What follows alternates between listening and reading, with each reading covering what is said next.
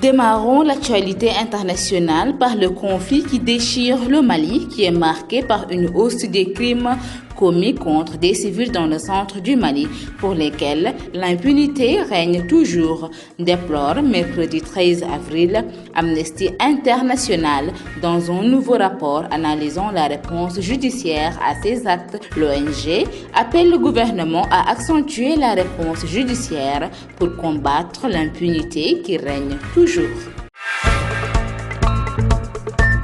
La Banque mondiale a débloqué 300 millions de dollars pour l'Éthiopie. Il s'agit du premier financement d'envergure de la part d'une institution internationale vers l'Éthiopie depuis le début de la guerre civile au Tigré fin 2020.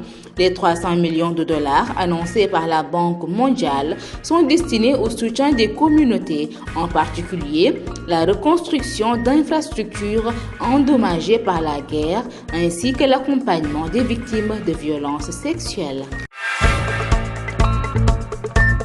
Terminons l'actualité internationale par le gouvernement russe qui a fait savoir que l'armée russe allait intensifier ses frappes sur Kiev en réplique aux attaques en territoire russe.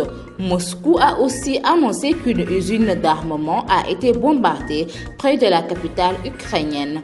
Le nombre et l'ampleur des frappes de missiles sur des sites de Kiev vont augmenter en réplique à toutes les attaques de type terroriste et au sabotage mené en territoire russe par le régime nationaliste de Kiev, a indiqué le ministère russe de la Défense, annonçant la destruction d'un atelier de production de missiles sol-air dans l'usine Vizar.